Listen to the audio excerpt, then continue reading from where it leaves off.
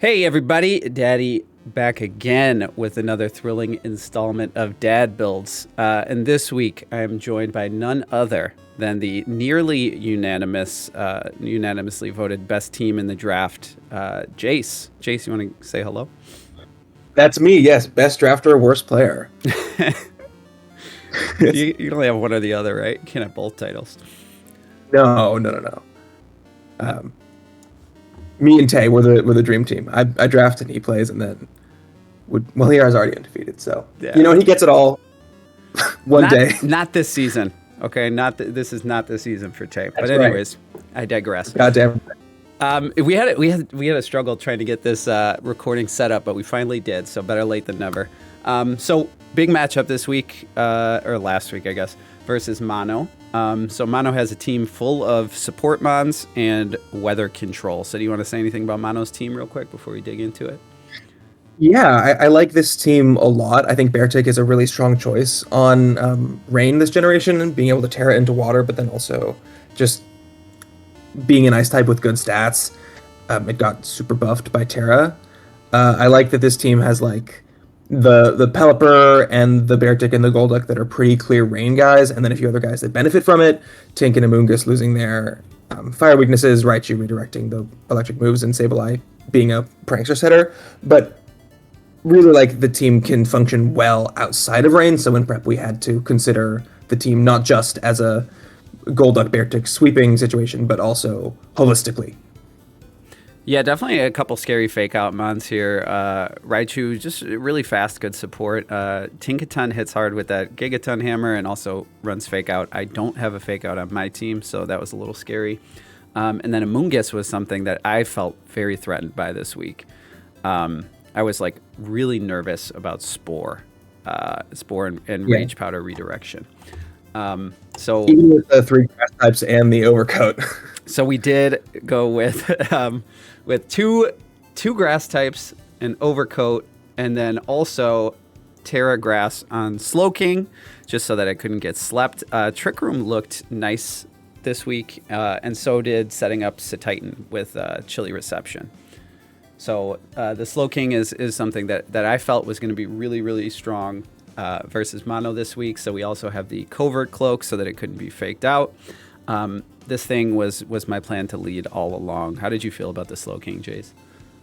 Slowking was totally like the key to this team. I think this secretly being a weather war matchup made it really interesting because usually that's just like I send out my Torkoal, you send out your Pelipper, but this was like so many more moving parts around it, which I really enjoyed. But Slowking being able to enable fast Titan and slow rest of the team made the team really flexible, and while Slowking also was really hard to kill and had a solid offensive and defensive matchup here, it was definitely the MVP, at least in building. Yeah, it definitely felt like it was going to be, and then Titan felt pretty huge too. Extremely bulky with Assault Vest, goes really fast with the snow setup, but also kind of slow enough for Trick Room. So this 220 speed, I forget exactly what I calced it for because it's been like 2 weeks now. But I calced it to outspeed things in the snow, but then to also underspeed in Trick Room. So I felt like that would be pretty strong either way. Meowscarada with the Focus Sash, just doing some serious damage. Sucker Punch for priority in case it was coming in under Trick Room. And then the Revavroom. Do you want to chime in on this one really quickly? Oh, Revavroom. I'm so glad we got to bring this. I hope it shows up in the games. The Revavroom Slowking lead, I believe, is what we talked about being the plan.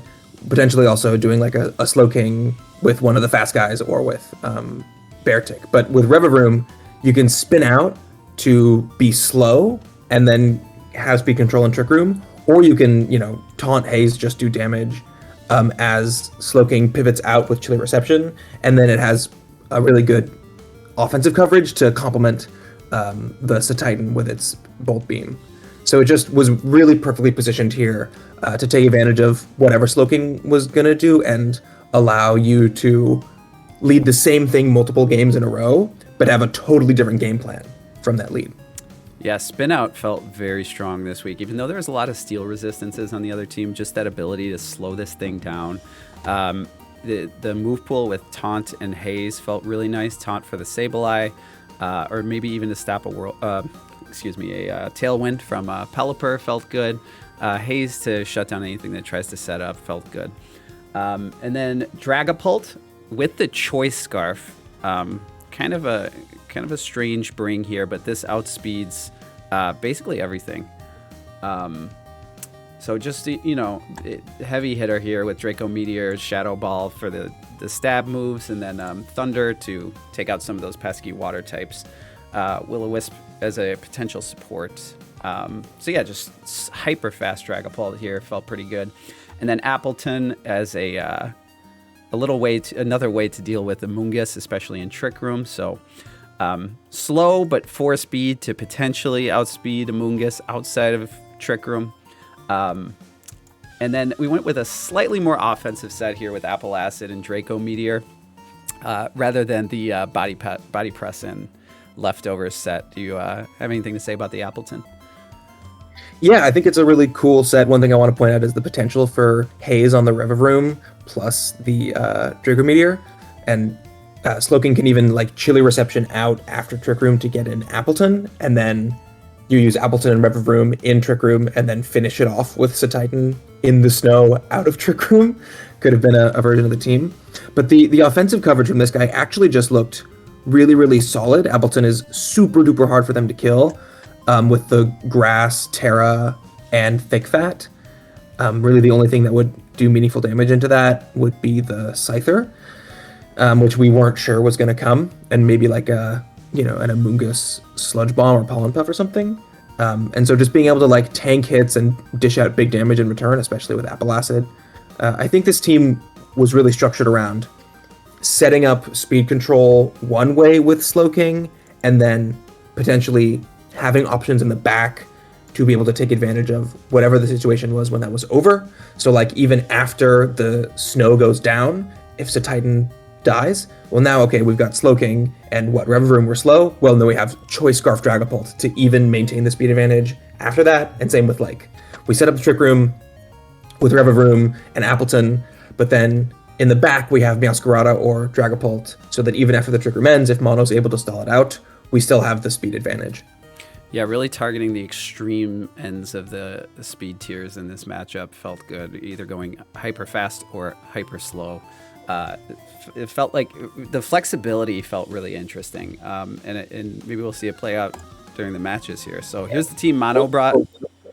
Any big surprises? So one thing that we talked about in prep was Tinkaton just being a problem in general. I think the strongest move we have into it is the Life Orb Spin Out from Revavroom, which is a pretty solid counter, but Daddy doesn't have a ground type, and Tinkaton's fire weakness is removed by the rain. So let's see if that ends up being a big thorn in the side. Yeah, surprised to see no Beartic. Oh, I was surprised to see no Beartic also.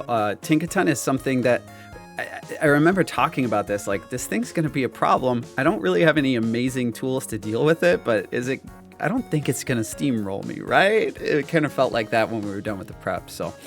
Yeah. The big thing is that go ahead. The Slowking, the Satitan, and the Revavroom all resist Gyaraton Hammer, and those guys are probably what are going to be the brain game one.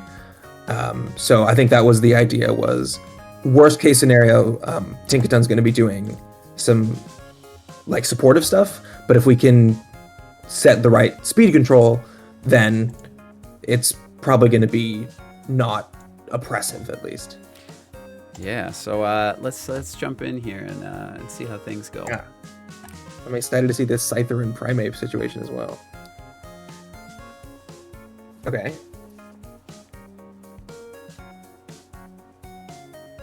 Great name on the Scyther, by the way. So yeah, this is the exact lead that we planned on. So there's no way I was straying from this game one.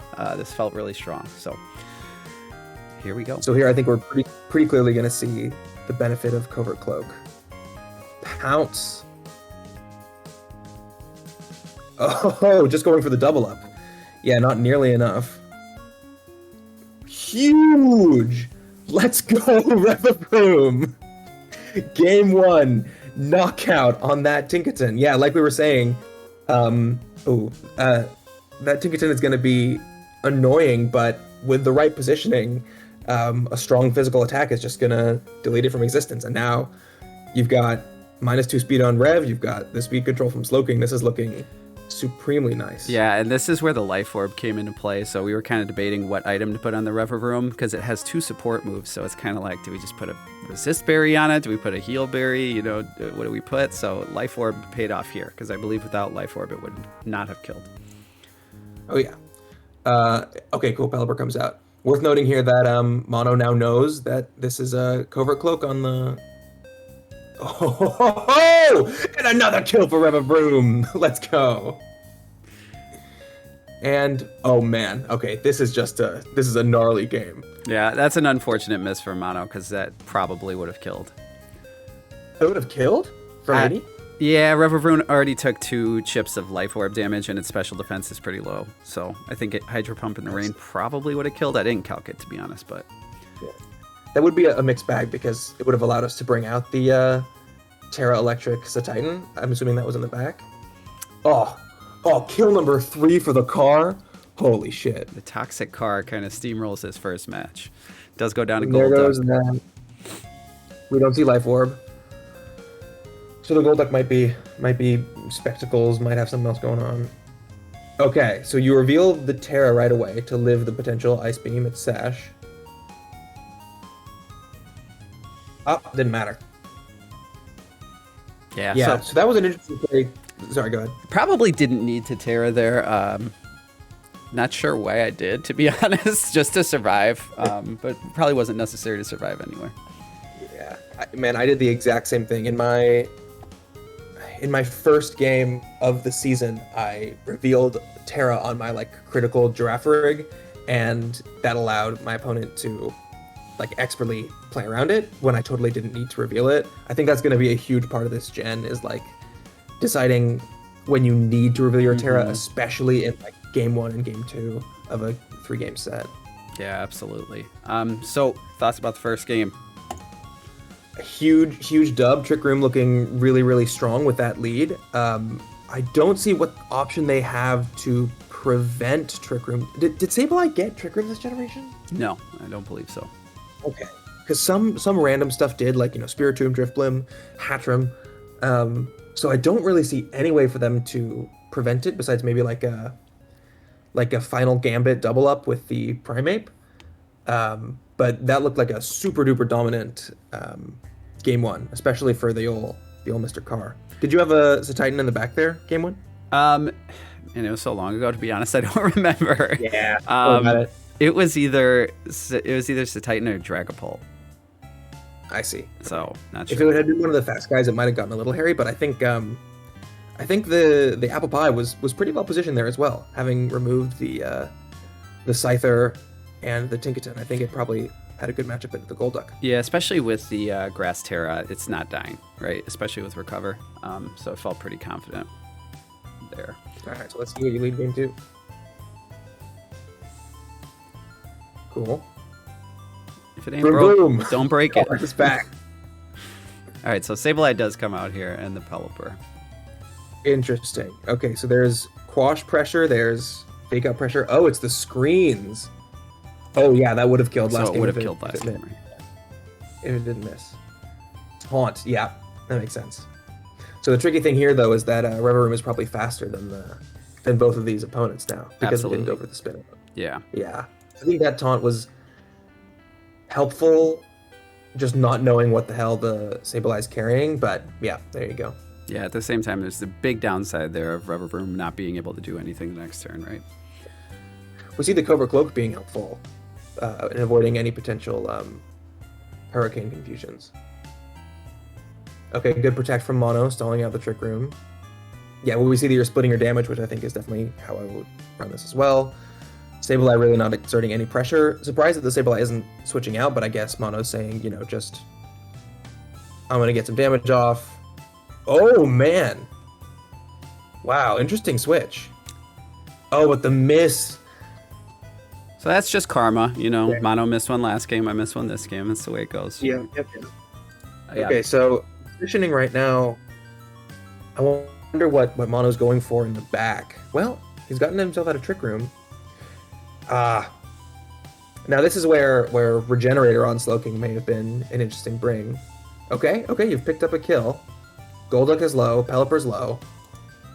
Did a really nice job of stalling out the Trick Room here and getting screens set up. So really well positioned by Mono, I think. Oh yeah, and I think we can see that it's a light clay Sableye here. Yeah, so with the screens, it's going to be hard to break through. Yeah, we don't see the Terra on the Appleton. Hurricane finishes off Slowking. Yeah. Okay, but now you've removed that Sableye for potential Quash shenanigans, and the Golduck with the screens up.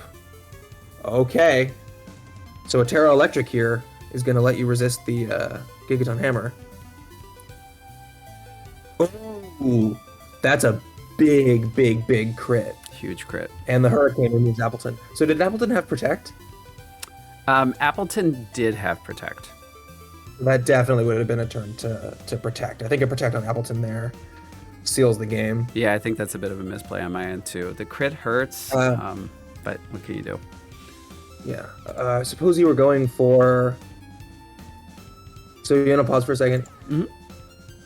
I'm curious about what Appleton was going for there. Oh, maybe Recover? It was Recover. Yeah, hoping to potentially call a Pelipper Protect or Hurricane or a Tailwind. Yeah, or Tailwind or a double up into Titan. Is kind of what I was hoping for. So yeah, risky play did not pay off. But I might still be able to clinch it out. Well, with the screens up, never mind. Yeah, and with screens, just not doing enough. Hey, that was good damage from Liquidation. Yeah, one more turn and then... Dang. Yeah, I think the Gigaton crit probably ended up not mattering. Oh, really? The way things played out. Oh, yeah. The screen set up. Yeah, probably would have ended the same way. So really nice adjustment from Mono there. Interesting. Yeah, so the lack of the spin out speed drop on Revavroom really made the difference there. Just getting out of position, the car wasn't quite able to hack it here. Yeah, and that Sableye sat on the field and just did little chip damage until that taunt wore off. So, yeah, kind of interesting to leave it out there, but it definitely paid off. The screens really let him take advantage of the passiveness of your turn one. So now the question is, how do you adjust? Well, Meowscarada hits through screens, right? So correct. That's a pretty obvious potential choice, but he's got some grass resist, so we'll see. And there's the Meowscarada. You called it. So Primeape lead scared me a little bit, because I had no idea what to expect from this thing. I mean, the move pool is enormous, right? Right, yeah, my brain here is thinking Final Gambit. Terra, Poison, Primeape, Stab, Gunk Shot, misses. Oh my god. Choice Scarf. Yep, the Gunk Shot plus Pounce there probably would have killed. Probably. At least you're very close, right? Whew. Man, well, that's what happens when you run these inaccurate moves. I think there's one thing that I know about Mono is that he's willing to roll the dice and say, you know what, I'm going to run the strongest attacks. And so Mono decided to run Terra, Poison, Primeape. That to me seems like the kind of thing you got to be looking at your Hawk Talk and say like, Daddy's not bringing his Revavroom, is what you're assuming, and then Dragapult is pretty frail or is weak to Rage Fist potentially, and so maybe Poison's going to be a strong attacking type, but didn't work out here. Yeah, kind of an interesting bring. It maybe specifically counters the Meowscarada and the Appleton as well, right? Yeah, lets it resist the Flower Trick is cool. Yeah, so that miss hurts. I'd be interested. I never ran the calc, but I would be interested to see if it KO'd Slowking, because that would change things quite a bit. Now with the speed, you got it. Knock off. Whew, that's a bulky Cypher. Okay, so now in Tailwind, this Titan is fast, but it's not that fast, and this Gigaton Hammer is going to do a lot. Without, no Terra on the Titan, and the Titan goes down. Oh, interesting. So why didn't you Terra there? I think it's just a bad play by me. To be honest with you. I don't know what I remember after it happened. I'm like, why did I not Terra there? I think prior to that move, I was expecting maybe a fake out or something, see if I can't tell you what I was thinking, to be honest, because like I said, it was like a while ago at this point. But yeah, definitely I think that's a misplay. I mean, yeah, I think that's what it revealed. I think it's going to happen a lot in this gen as well, as like not wanting to reveal the Terra too early, and then also like, you lock in your first move with Satitan 3 times.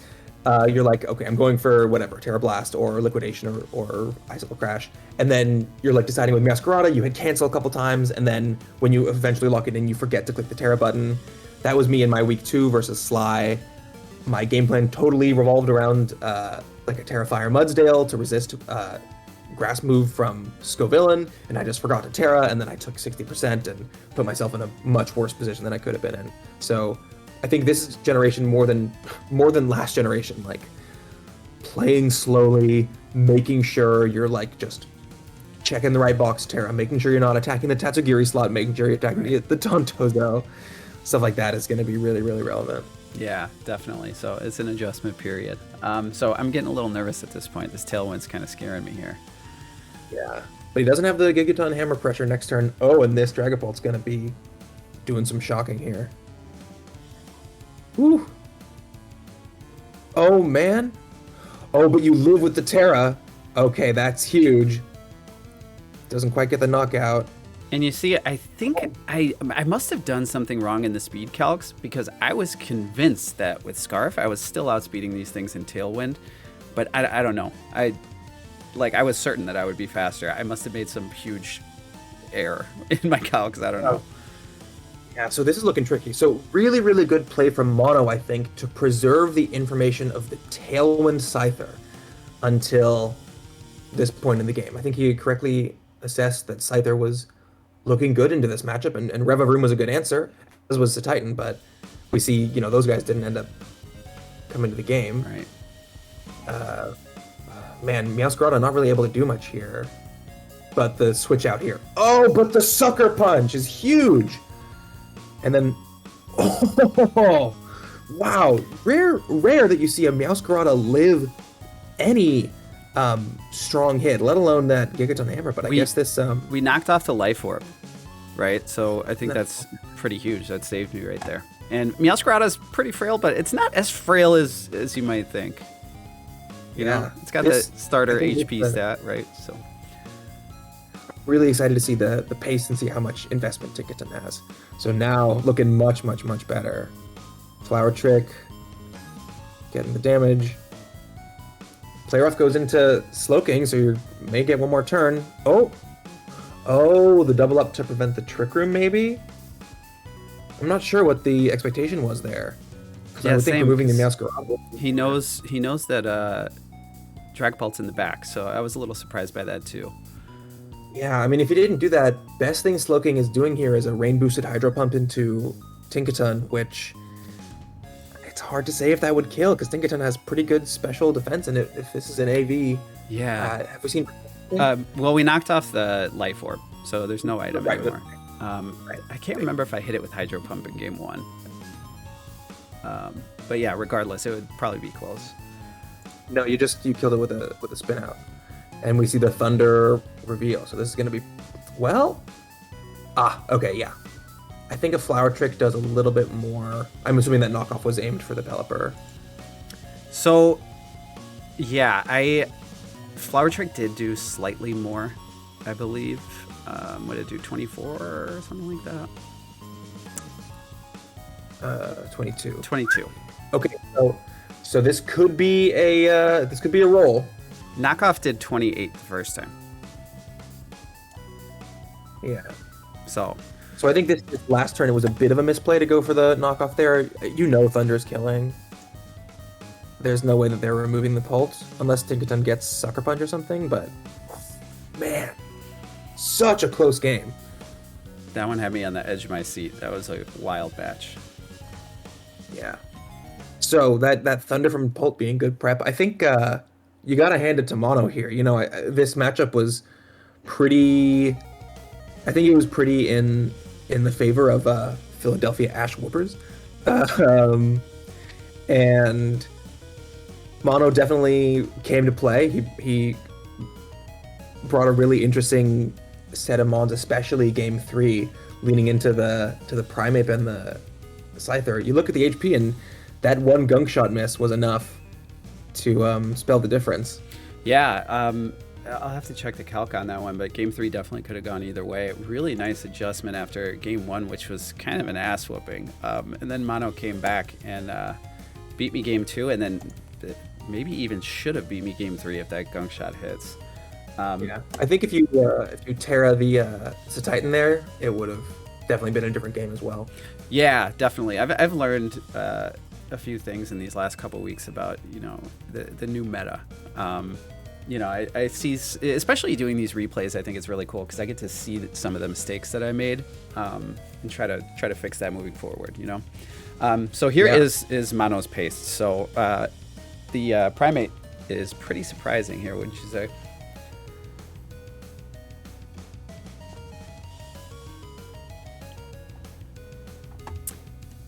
So I can't. Hey, Daddy, you still there? Yeah. Oh, sorry. Oh, good. So yeah, You were saying Terra Poison Primeape. Kind of a weird one, huh? Oh yeah, with the scarf is like such a specific bring. Really seems like he was trying to snipe out your Masquerada, hoping it wouldn't be Sash. I think is basically what's going on there. But Poison also allows it to resist Fairy, keeps the psychic weakness. What else does that do for it? I mean, I we'll give do it have some other. Sylveon, right? So Sylveon is a pretty obvious Primeape counter, so Terra Poison would be a nice bring into that. Also works for the Meowscarada, so I think that's really, really good prep by Mono there. We can see here in the prep doc, you've only got the one bulky poison resist. The other ones being Diglett and Dragapult. Dragapult probably still. He says, I've got the pressure from Beartic, I've got the Tinkaton, so maybe he said I have enough pressure on that. We're gonna go for the Terra Poison. Yeah, really cool. Really cool. Really, really, really smart bring. Focus Sash on the Golduck is interesting too. I guess trying to keep it alive so I can get 2 hits off, but I feel like if you're trying to get this thing out in the rain already, you maybe want to be one-shotting things. What do you think about that? Yeah, I think a choice specs on that guy may have made some amount of difference. But Nasty Plot, I think, definitely makes sense with the right positioning. Yeah. What I'm really surprised to see is no fake out on Tink and no fake out on Sableye. I think that would have made a lot of difference, but he called it that, you've got the Covert Cloak on the guy who needs it, you've got the Dragapult who's immune anyways. And I will say that all of the games kind of had me guessing if these mons had fake out. I was not, even by the end, I wasn't sure. Like, is Tinkaton going to come out and fake out this time? I felt like I could still be there because it only revealed Gigaton Hammer and Play Rough. Maybe Protect. Yeah. But yeah, I was not sure if fake out was there or not. So maybe playing around the Covert Cloak lead there because I have no fake outs myself. Pretty standard Pelipper set, but Pelipper was pretty strong. I think Pelipper is a pretty good mon. Yeah, I mean, we saw at the San Diego Regional that Pelipper is definitely well positioned in the metagame, especially with there being relatively few electric types, and I believe your team doesn't have one, right? No. So we correctly corrected that Raichu wouldn't be coming, and then this Pelipper got the Dragon Terra just to be able to flip that weakness into a resist, but I think it was positioned well, and the surprise Electric Terra from Titan and the Thunder from Dragapult was really strong here. Yeah, so the prep paid off here. The Revavroom was huge in Game 1. Game 2 probably should not have gone for Taunt. I don't know, it's debatable, right? Definitely. Go ahead. That Sableye's got only one attack move. I think that Taunt was a good move. It just ended up not comboing perfectly with the speed control situation. Yeah, maybe if we went with Chilly Reception instead, might have worked out better. But yeah, really great game to Mono. Jace, thank you so much for joining me. It's been a great time. My pleasure. Yeah, very well played. Good game to Mono. Looking forward to growing and learning more throughout the season. Yeah, it was a close one. Well, thank you again, and thanks everybody for watching. I will see you guys later this week.